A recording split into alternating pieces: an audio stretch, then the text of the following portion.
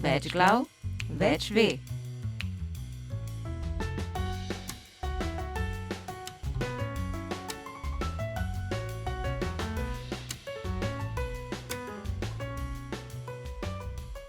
Tokratni podcast Več glav, več ve posvečamo razgibavanju možganov in umovadbi.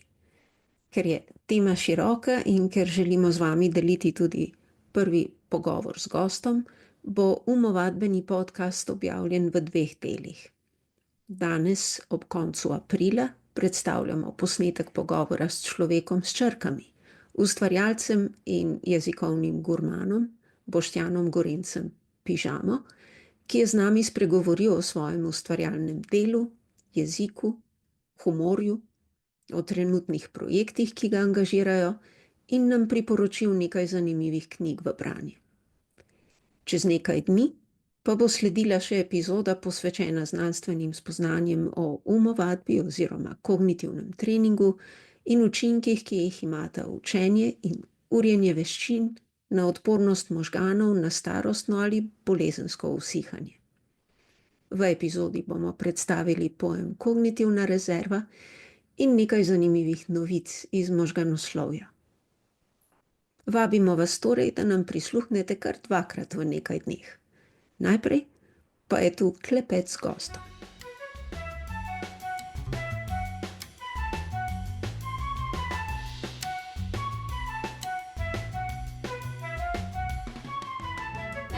Naš današnji gost je pisatelj, prevajalec, komik, igralec, improligaš, reper Boštjan Gorenc, znan tudi kot Pižama. Boštjan, dobrodošli v podcastu Več glav, več ve. Lep pozdrav. Zelo naključje, moram reči, zdaj, ko sem slišal, pozdrav sem poslušalkam, poslušalcem, Več glav, več ve, mi imamo s kolegi podcast, Če veš, kaj mislim, ki je malo parodija, malo orang parodija na te neke podcaste, ki rešujejo težave z ponovadi s kakšnimi puhlicami pa to zelo mejnimi teorijami. Smo neke take malo kaj ne tete justi in ker smo išli z podcasta, ki so ga predelali z Žetom Tomičem, glave, smo dali temu podnaslov Več glav, manj ve. Tako da evo, zdaj sem pa cel spekter dobo noter. Zanimiv kontrapunkt. Bi rekli, da sem izpustila katero od pomembnih dejavnosti, ki vas označujejo? Pa ne vem, jaz se itak najraje označujem kot človek s črkami. Se pravi, ker je vse, karkoli počnem, česarkoli se lotevam, je v takšni ali drugačni povezavi z jezikom. Se pravi, ali je to ustvarjanje nekih novih stvari z jezikom, ali je to prevajanje iz enega jezika v drugega. Posod so besede, ki jim ne morem ubežati. Se pravi, to dosti povem, mislim, da v moji kondiciji, če še besedam ne morem pobegati. Torej, danes je tole že 4. epizoda našega podcasta. Pravzaprav smo še čisto na začetku, ampak vendarle, v prejšnjih 3 nismo imeli zunanjih gostov, tako da ste pravzaprav naš prvi pravi gost. Zdaj se tu oglasijo vuvuzele in fanfare iz ozadja.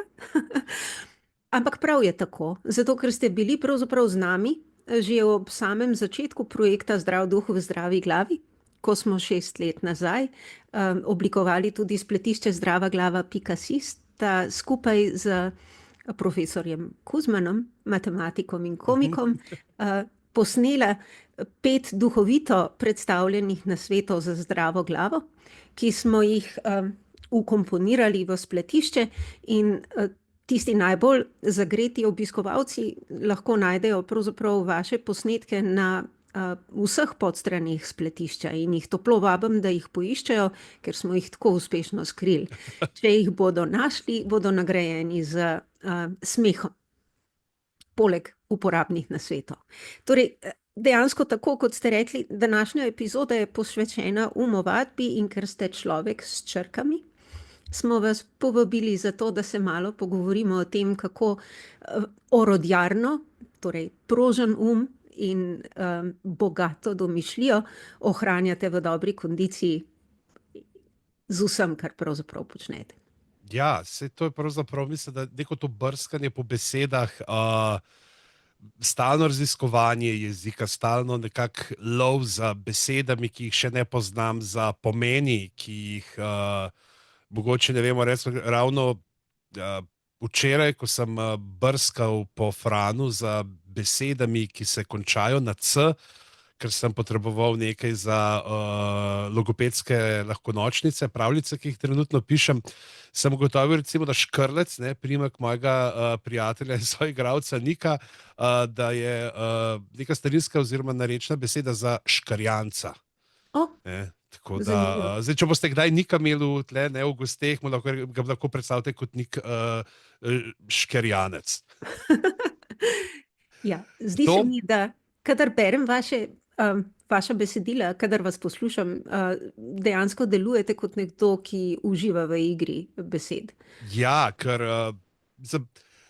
po eni strani, zdaj, če že pustimo samo to, da je v umetnosti že vse nastalo, da pravzaprav sam še nekako recikliramo, se mi zdi, da vse, jezik ima toliko nekih pol, po katerih se lahko sprehajamo in igramo, da lahko vselej odkriješ nekaj novega. Seveda, jasno je, da stojiš na, pa spet, če uporabljam mogoče kliše, na ramenih velikanov, ki so bili tukaj pred nami, se pravi, da veš, kaj se je že ustvarilo in potem tudi s pomočjo tega gradiš neke nove stvari oziroma jih sprevračaš in ravno to neko iskanje tega, kako najti nek nov pomen v besedi, oziroma mogoče tudi kako pogledati skozi neko frazo, skozi neke zgodbe, ki nam jih pripovedujejo od malih nog in potem najti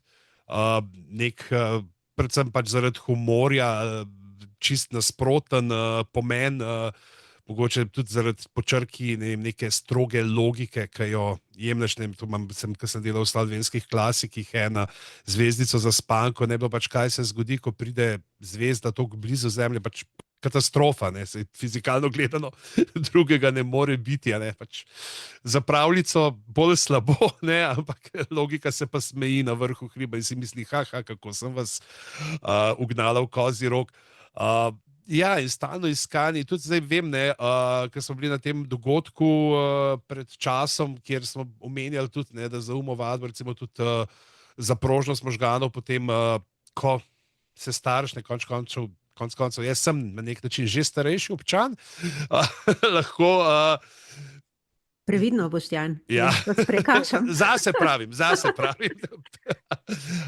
Je ta pač nekako učenje novih jezikov, je vedno dobrodošlo in tudi jaz sem se spravil lani, sicer s pomočjo Duolinga učiti italijanščino, tako da zdaj po skoraj letu učenja že znam v restavraciji povedati, da bi rad kavo, da pa koliko gostov bo, oziroma koliko cimrov je šlo včeraj plavati. No. Te stvari znam, ampak ne vem, koliko so uporabne. Je pa stalno to neko iskanje in potem tudi, bi rekel, neke te etimološke povezave so mi zelo zanimive. Tudi poveš, kako so besede prehajale iz enega jezika v drugega, kako smo se jih sposojili, kako so se glasovno prilagajali, kako so kdaj kakšni deli prišli čist po svoje, recimo ta čaj, kako je pravzaprav, kako je nek čaj, nek pa ti, kako je to odvisno, ali so čaj tja pripeljali po kopnem ali po morju, in so tako na ta način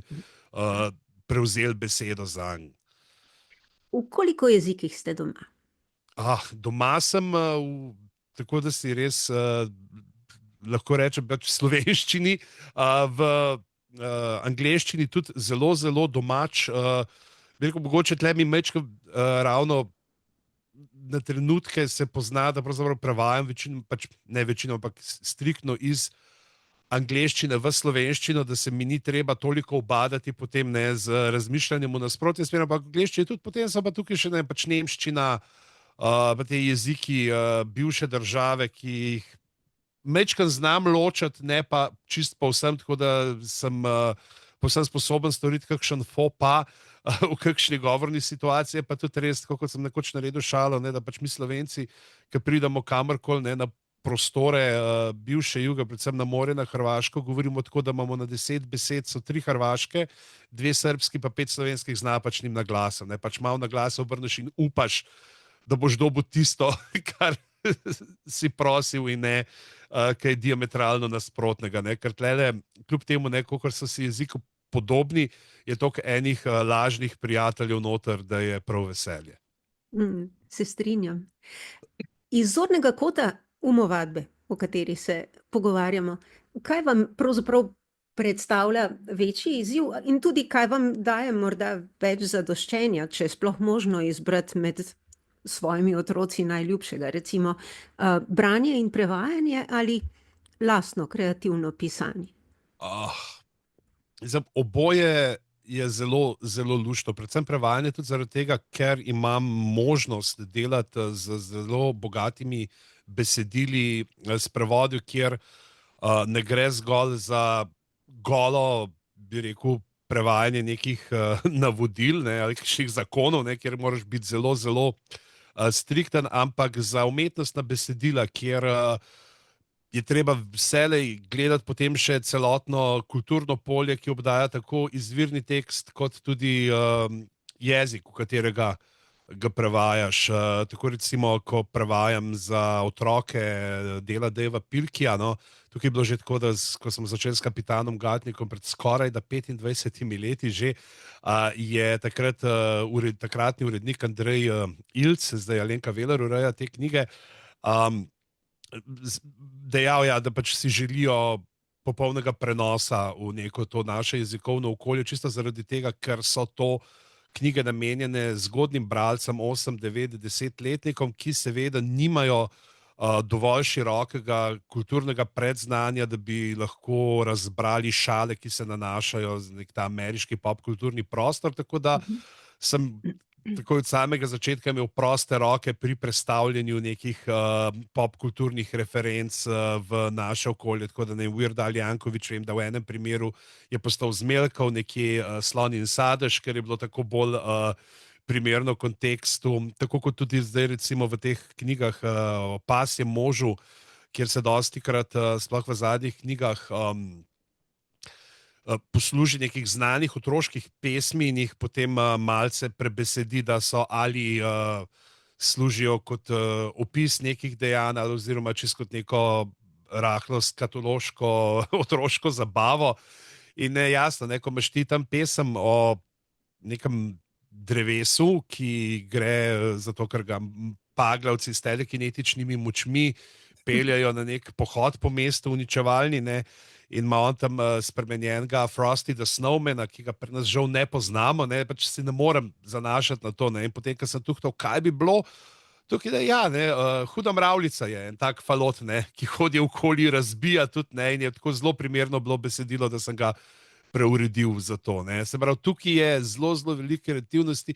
Je pa fino vseeno to, ker ko sedaš za prevod, je tista pa glavna ustvarjalnost že, jo je že nekdo drug opravil, se ti ni treba mučiti, ker potem, ko pa sam ustvarjam, zdaj ali gre to za otroške knjige, slikanice ali za material za stand-up, gledališke predstave, karkoli je pa vse tisto, pač nekako najti te ideje in se potem odločiti za eno in tudi idejo dobiti je ena najlažjih stvari na svetu. Potem realizirati, zapisati tisto, razdelati idejo, tukaj se pa to trdo delo začne in dejansko, ampak je pa potem toliko bolj nagrajujoče, kad ti res uspe. Ali to sam delaš, ali ne vem, prosiš koga, da mi pomaga, recimo zdaj, ko delamo scenarij za eno risanko po moji pravljici, ki smo se odločili razširiti, imamo cel dejansko nek tako, kot Angleži reče, writer's room, se pravi neko scenaristično skupino, kjer nas več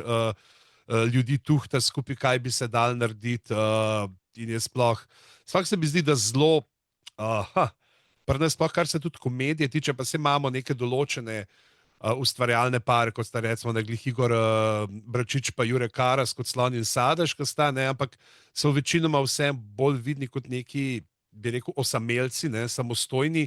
Potem, ko recimo, če gledaš neko tradicijo tega britanskega humorja, običajno vedno imaš dva komika, ki delata skupaj, ki delata v paru, tako kot so recimo Monty Python so nastali iz dveh skupin, z dveh univerz, pač avtorjev, ki so že prej ustvarjali, ne vem, pa recimo Stephen Fry, pa zdaj sem Dr. House. O, moj bog. Ja, se tudi jaz ne bom Hotel sem, Hugh Laurie, ne, pač Ja. hotel sem najprej Hugh Grant reči, pa sem, ne, ni Hugh Grant, ne, pa ampak drug. ne, se pravi, imaš to, ker se mi zdi, da sploh pri nekem tem kreativnem je res zelo, zelo fino imeti neko zunanjo, pravzaprav, ki ti usmer lahko tvoje razmišljanje v smer, ne, ki ga sam ne bi, v katero sam ne bi pognal misli, ampak ravno s tem odbijanjem idej lahko zelo nadgradiš to, kar ustvarjaš. Večkrat ste zdaj omenil humor oziroma komedijo in delo komikov. Pa me je prešinilo, da vas vprašam, ali se vam dejansko navdih za to delo v komično smer poraja iz razloga, ker je življenje videti smešno iz vašega zornega kota, ali je ravno nasprotno in je pravzaprav to neke vrste strategija shajanja, da sami iščete humor in ga potem delite z drugimi tudi. Ja, mislim, da ta humor, jaz sem že kot otrok zelo rad bral humorne, neke te nonsensične stvari celo, ampak ja, potem nekaj si v razredu en od tistih, ki so zelo pogost cilj razrednih težakov, zato ker dobijo največ dretja za svoj denar, ne, če se spravijo nate. Pa ne vem, na neki točki tudi pogruntaš, da če jih nasmejiš, da ti dajo mir, ne, in je ta nek humor, majhen je kot nek obrambni mehanizem tudi zrasel, ampak danes pa ja, danes pravzaprav jaz sem se, če gledam nazaj, pred kakšnimi 15 leti, 10, sem se zelo veliko satiro ukvarjal, zdaj se pravzaprav nekako niti nimam volje, ker ne moreš, ker pač že ne vem, satira nekako predpostavlja, da je tarča satire, da je sposobna nekega sramu, da lahko pravzaprav tisto satiro pokažeš, pa mogoče tudi nekomu, ne, da je mečka drugačne, zdaj je to dejansko odpadlo vse skupaj in tudi pač pravzaprav so stvari tudi tako bizarne, da jih pravzaprav satira nekako nemočno caplja za dejanskimi dejanji politikov. Je pa ja, seveda zelo tako eskapistično lahko vas ta humor, ne, saj konec koncev, če vemo, ne, recimo tudi ta črni humor je recimo neka stvar, ki zelo lahko pomaga v neki določeni težki situaciji, ne, če že gledamo blizu naših prostorov, recimo to obleganje Sarajeva, ne, med balkanskimi vojnami, kako so si prebivalci, ki so bili ujeti tam v obroču ostrostrelcev, ne, in v tej negotovosti, kako so pravzaprav si nekako pomagali s tem črnohumornim pogledom. Ker včasih je to, pač mora se nekako prepričati. Ne. Se možgani naši so taka zelo gmota, ki se jo da tudi kaj okol prinesti, ne. Se jo da prepričati in nekako pozabiš lahko vsaj potem za trenutek določene stvari, da ti je lažje. Se strinjam, da je to pogosto nekaj, s čimer se recimo tudi znotraj medicine srečujemo zdravniki pri svojih bolnikih, ko pač v situaciji kot zdravnik ne bi ubral humorja, lahko pacient tudi zdravniku olajša delo s tem, da pač vidi nekaj humornega v situaciji, v kateri sta se znašla kot zaveznika. Različne možnosti za uspeh obstajajo pri tem, pa vendar. Ko sem razmišljala o tem, kako pišete, predvsem pri branju literature za otroke, nazadnje vaša knjižica Si že kdaj jezdil morskega konjička, me je s tistim morskim psom pasme Moker španjel Ponzijem prav močno nasmehnil. Ampak tudi celotna zgodba, tako kot ste jo zastavil, me je nekako navdala z občutkom, da vidim paralele med tem, kako sem sama nekoč svojega otroka poskušala uspavati z nekimi pravljicami, ki so se rodile v tistem trenutku brez pripomočkov in samo iz neke dejanske situacije, v kateri sva se znašli skupaj.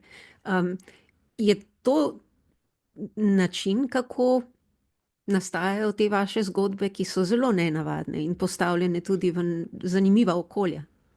Ja, mislim, te zgodbe nastajajo, dosti jih je bilo takih, no, recimo, da sem pripovedoval sinu, ko je bil še mlajši, recimo ta slikanica, kaj se skriva očku v bradi, je recimo nastala čisto kot neka igra, ko so se igrala, kaj bi lahko se je izmišljalo v Rime. Do teh, recimo, ne vem, ja, tudi recimo, če si že kdaj pokusil Luno, ki je predhodnica, si že kdaj jezdil Morska konjička, se je v bistvu začela pravzaprav kot zelo neka nonsensična pravljica, potem pa na koncu sem dejansko ugotovil, da gre lahko za neko hvalnico domišljiji, ne, temu, kako pravzaprav in domišljiji in dolgočasju tudi mogoče na nek način, ne, ker to je tista stvar, ki nam danes manjka. Danes smo toliko zapolnjeni, ne, imamo povsod toliko nekih dražljajev, ki se dejansko, pač bi rekel, tepajo za našo pozornost, da bi jo pridobili, da smo pozabili, kako je, če se dolgočasiš. In ravno skozi dolg čas lahko pravzaprav se največ neke ustvarjalnosti zgodi. In tudi ta potem je raketa, oziroma Luna je rata, tako da pravzaprav ja, kaj je, ko se otrok dolgočasi, kaj si naredi, vzame kartonasto škatlo in ta škatla je lahko vse. In on se odloči, da je raketa in on gre na Luno in on je bil na Luni, ker je njegova domišljija jo tam izrisala. Ne? Gre za skupini. Potem je bilo to nadaljevanje, kjer grejo pod vodo. Ne? Tukaj moram omeniti eno tako stvar, ravno ta morski pes. Nekako si skušam predstavljati, kakšen je ta svet teh nekih asociacij otroških, ki še niso tako strogo ukalupljene, ne, kot mi, ki že vemo, kako naj bi razmišljali, ne, kako njim veliko bolj preskakujejo stvari. Je bilo, ne, če imamo pse, ki so udomačeni, tudi morski psi so očitno udomačeni in kdo bo bil bolj primeren kot hobotnica, ne, ker ima dosti lov, ker lahko drži povodec, na kar sem pred kakšnim tednom zasledil članek, da si hobotnice dejansko na nek način udomačujejo ribe, ki jih uporabljajo potem pri lovu, se pravi, da jih ženejo na kupu in potem, mislim, da je bilo, ker one ne imajo ta način lova, ker prekrijajo skalo s celim telesom in iščejo, koliko jim s pomočjo teh rib, mislim, da za več kot polovico zmanjšajo napor, ki ga morajo vlagati v... Ne, je bilo tako, wow, ne, očitno je bilo že to tukaj zapisano in sem nekako iz tega nezavednega pobral. Ja, in zdaj počasi, ker že nekaj časa sva se z Igorjem pogovarjali, z Igorjem Šinkovcem, ki je ilustriral ti dve slikanici, ne, še za tretjo, in nekako nisva uspela ugotoviti skupaj, pa je bilo že, se ga jaz sprašal, kaj pa ti rad rišeš, daj povej, ne, da bi kaj, pa smo bili z nekimi dinozauri, pa jamami, pa to, ko me je nekoč prišinilo, čisto pač ja, v obeh dozdajšnjih pravljicah so otroci tisti, ki jim bliska domišljija. Starši so zraven, veseli so, ker se otroci igrajo, pustijo jim, da se igrajo, ampak nikoli niso sami aktivno udeleženi. Zdaj, kaj, če bi se pa zdaj v tej tretji knjigi, da se še starši vključijo v igro. Ne, da so še starši in da pokažemo, pač ja, otroci se znajo zabavati, dajmo se tudi mi si slikati neke domišljijske svetove, ko smo v igri, ne, pač, ker ja, vse imamo, ne, telefone, pa računalnike, pa za igre, ki ti fotorealistično izrišejo kakršen koli fantazijski svet, pa avtomobilčke, ne vem, gospodinjske aparate, igrače, ki so taki kot, ne, dejanski, ampak ta domišljija, ki jo lahko damo pravzaprav na pašo, nam lahko izriše še bolj fantastične stvari in mogoče še bolj neko iskreno zabavo. Pa ne pravim, da zdaj, da ne igrati igr, seveda ne, ampak pač da obstaja čas za vse in da ne smemo pozabiti na to, kar lahko ustvarimo sami. Sjajno. Se veselimo te nove slikanice. Kaj bi rekli poleg tega? Je še kakšen projekt, ki vas trenutno najbolj angažira in ki vam lepša obzorje? Trenutno jih je kar nekaj stvari, ki pravzaprav trenutno so 3 take, ki jih žongliram zdajle, pa najbolj se mi mudi z Prešernom, namreč založba Škratelj, s katero sodelujem že dlje časa, me je povabila, da bi tako kot sta Goran Vojnović in Tadej Golob priredila Bobre in Pod svobodnim soncem, da bi se jaz polotil Prešernovega krsta pri Savici, ne, še tega 3. velikega slovenskega epa od teh. In se dejansko ga lotevam zelo, bi rekel, drzno, bomo videli sicer, kako bo to v določenih, ne vem, krogih sprejeto, ampak se mi zdi pač, da če delam strip, ne, po tematiki, da ni dovolj, da grem v samo pač prenos teh Prešernovega teksta, ampak da skušam pogledati pod besedilo, videti, kaj je Prešeren, ne, kaj so te teme, s katerimi se ukvarjal in jih te teme potem obdelati na način stripovske govorice. Se pravi, stvarmi, ki so lastne tudi nekim ali stripovskim klišejem, stripovskemu načinu pripovedovanja, zgodbe. In jasno, potem to nekako pregnesti, tako da se mešata Prešernov izvirnik in moja zgodba in pogledati ven, ne, pa mogoče tudi skozi tega, ne, meni je bilo, zdaj, ko sem raziskoval, kaj vse je za tem krstom, ne, mi je bilo zelo zanimivo Prešernovo pismo nekemu prijatelju, enemu njegovih najbližjih zaupnikov, ko mi je pisal, pač ja, da ta je pravzaprav krst pri Savici rekel, da je to pač kot neka ne vaja, ampak mislim, da ali igra v slogu, ne, pač tako, da se je tu pač z namenom, ker se mu ni več dalo matrati poleg ustvarjanja še z odvetništvom in si želel postati pač ne samostojni kulturni umetnik, ne, da bi našel, pravzaprav, da bi na ta način mogoče pridobil tudi naklonjenost duhovščine in si tam našel nekega mecena. Ne, se pravi, da je tudi ne, to se pravi, kako, kaj je bil pravzaprav tukaj spodaj, ko je nastalo. Se pravi, ta Prešeren me daje po eni strani, po drugi strani imam tukaj Kiko in Rikija, dva lika, ki sta se mi izkristalizirala, ko sem med korono pripovedoval pravljice na spletu in to je pravzaprav tudi knjiga, ki nastaja, to bo recimo za tam 8, 9, 10 ilustrirana knjiga in serija, če bo vse po sreči. In je tudi pravzaprav neka stvar, ki me vsake toliko cajta zagra, pa me pa druge stvari, ki sem jih že vmes obljubil, potegnejo, ampak mi je pa tako zelo všeč, ker tukaj grem in ta, recimo, Krst pri Savici in še ena stvar, ki je v Palomenu, vse je delano po naročilu, tukaj pa sem pa res čist svoboden, ne. Se pravi, se lahko sam igram z nekimi in slogom in s tem, kaj bom povedal, kako bo to, ne, skušam res nekaj zelo humorno odtrganega ustvariti.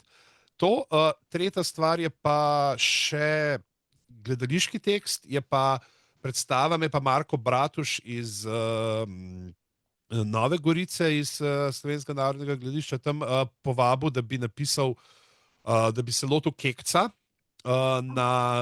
za recimo tam 12-14 letnike in se ga seveda tudi potem ne, je rekel pač, da je pač, jaz nočem, da prepišeš, hočem, da ga na svoj način narediš in je to zdaj pravzaprav, kakor je zastavljeno, pa kakor smo ga pol tudi napovedali že v programu, bo dejansko pridemo do situacije, ko bedan zaradi nekih okoliščin, ki jih zdaj ne bom, ampak razlagal prej, ampak pros Kekca, če lahko zamenjata vlogi za en dan. Ne? Wow. In je pravzaprav malo razmišljanje o tem, kako pravzaprav Kekac, ne, ki ga imamo za zelo pozitiven lik, kaj se pravzaprav lahko zgodi z neko močjo, neomejeno močjo, ki jo dobiš, kako pravzaprav lahko ne, ta Kekac dejansko postane hujši bedanc od bedanca samega.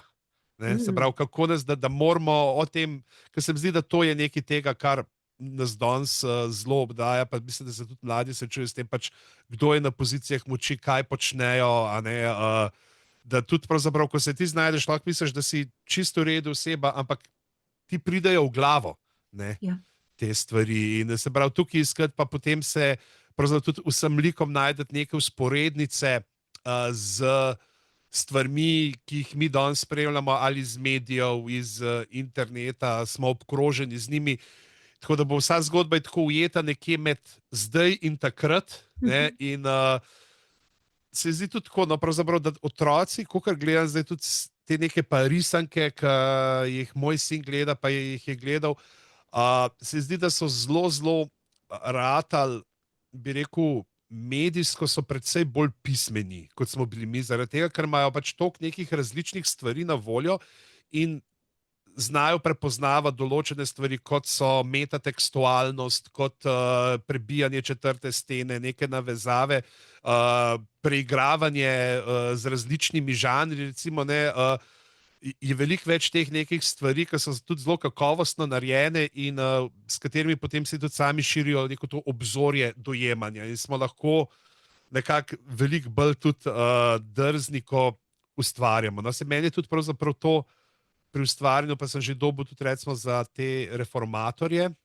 na odru, ki so nastali iz stripa, od gledalcev, da jim je ravno to všeč, pač da gremo s humorjem v temo, ampak obenem pa, da na nobeni točki ne podcenjujemo mladih gledalcev. Ne. Se pravi, da smo na nekem tem enakovrednem nivoju, vse pa obenem, ja, treba zavedati, ne, da ja, rabijo dost humorja, rabijo stalne neke dražljaje, ker to, kak pač ta svet danes je tak, vse smo vsi, ne, vsi hočemo samo možgani naši, dejše, pa klikamo, ne, kdaj bo nova doza dopamina, ja, ne, in pa imamo pa tle na drugi strani knjige, da nas malo umirijo, pa nas naučijo, kako spet ujeti nek fokus, pa se znati osredotočiti na eno stvar. Veliki izzivi, absolutno. Bi nam za naše lastno širjenje obzorij, pa tudi za poslušalce, lahko iz nabora knjig, ki ste trenutno sredi njih in jih berete, spoznavate in vas angažirajo, ali pa iz preteklih izkušenj priporočil recimo nekaj virov za to, da si lahko razširimo obzorja? Z največjim veseljem. Sicer ne smo se pogovarjali o 3, ampak uspel mi jih je na 4, no, oklestiti, tako da, ker se mi zdelo sicer, prva stvar, ki je bi eno super mladinsko delo, ki je dobro tudi za odrasle, Volk Saše Stanišiča, ki je išel pri nas pri mladinski v prevodu Urške Pečerne. Saša Stanišič, nemški avtor balkanskih korenin, mislim, da bosanskih, če se ne motim, no, je živel v Nemčiji, ustvarjal v nemščini in je tudi že prejel nagrade za svoje romane za odrasle. Ta Volk se mi zdi je zelo pomemben zato, ker se ukvarja z medvrstniškim nasiljem, ampak na ta način, da pravzaprav ni fokus samo na žrtvi in težaku, ampak tudi na vseh okolij. Se pravi, kako lahko ti kot nekdo, ki je zunanji, pravzaprav tudi s svojimi dejanji lahko pomagaš, ali da gre to nadlegovanje v eno ali drugo smer, oziroma tudi potem, kako se med sabo, kako se vidi neki različni tipi nadlegovanj in kako se vse to prepleta. Pa zelo, zelo res tak živ jezik, fino napisano in to bi bila taka prva. Druga je, zdaj, če smo govorila o tem, da si možgane uriš z učenjem tujih jezikov, je Kristjan Novak, hrvaški romanopisec, je en mojih najljubših avtorjev zadnjega desetletja, Črna mati zemlja, Cigan, ampak najlepši, ki sta pri nas išli v genialnem prevodu, Đurđe Strstoglavec. Avtor piše v kajkovskem narečju Međimurja in tako da so tudi prevodi potem dosti neke prekmurščine noter in ko sem bil lani na knjižnem sejmu, kjer je bil Kristjan Novak gost in ko sem poslušal pogovor, sem rekel, pismo, bom jaz lahko počakal toliko časa, da bo knjiga prevedena. In sem jo zadnjič enkrat najdel v domžalski knjižnici, moji bazni knjižnici, razstavljen se, ko jaz bom to vzel, pa da vidimo. In dejansko je